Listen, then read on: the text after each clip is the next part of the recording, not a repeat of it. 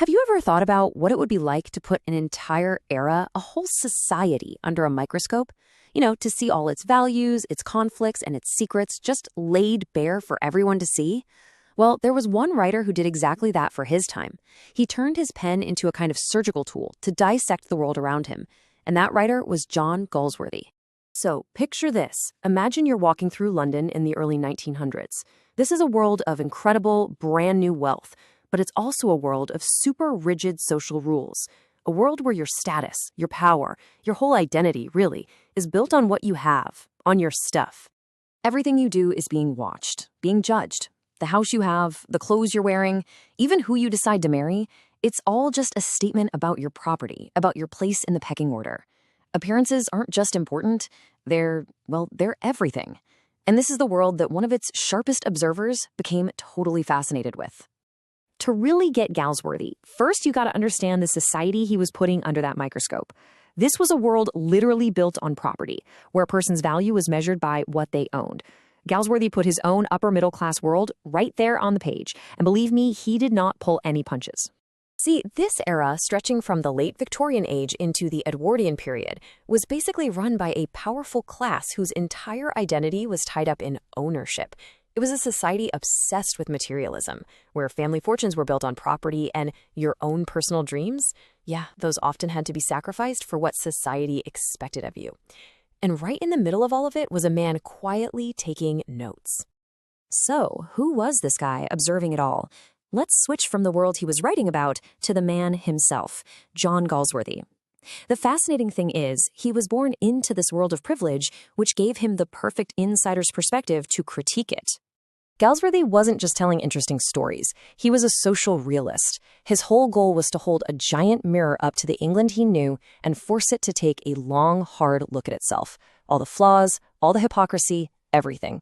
He just dove right into the dynamics of family, the tremors of social change, and the deep, unsettling hypocrisy he saw all around him.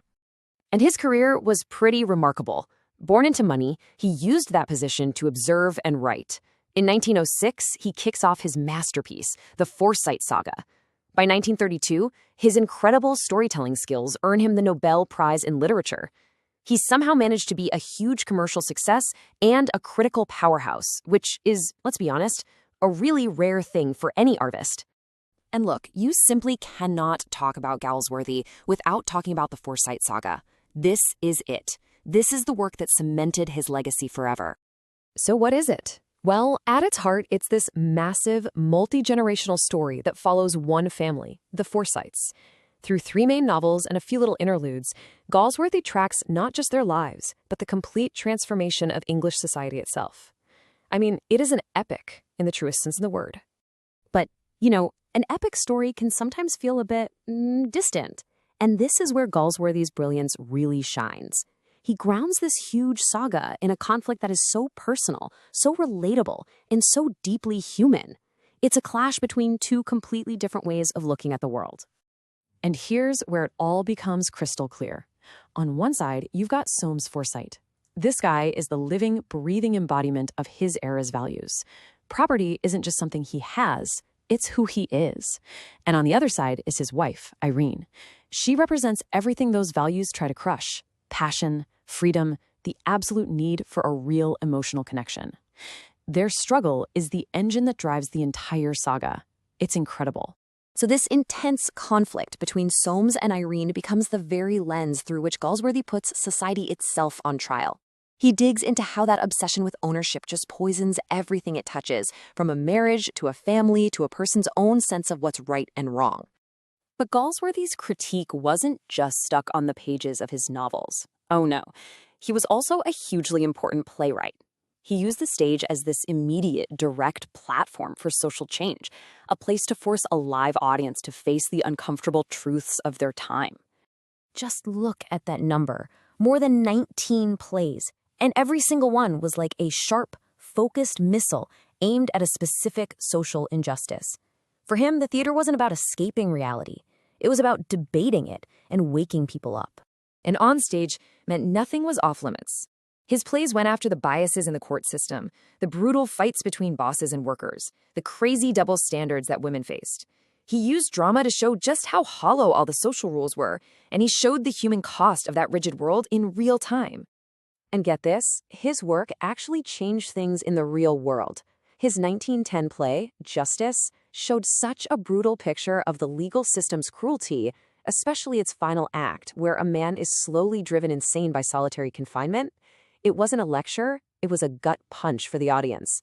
The play had such a profound effect on the Home Secretary at the time, a young guy named Winston Churchill, that it directly led him to pass actual prison reforms. Now that is the power of art to make a real difference. So, okay, Galsworthy wrote about a world that seems like it's a million years ago. But why does he still matter to us now? What's the legacy of the Forsytes here in the 21st century? When it comes right down to it, his work lasts because that central conflict he pinpointed is still totally with us. We live in a world that is just saturated with materialism, right? Where our status is so often measured by our possessions. Galsworthy's writing makes us stop and ask if our constant chase for more stuff comes at the cost of our own humanity. And that kind of leads us to the big final question, doesn't it? In our modern world of brands and influencers and net worth, are we still letting what we own define who we are? Just look around. Have the values of Soames Forsyte really disappeared? Or have they just put on a new, more modern costume? It's really something to think about.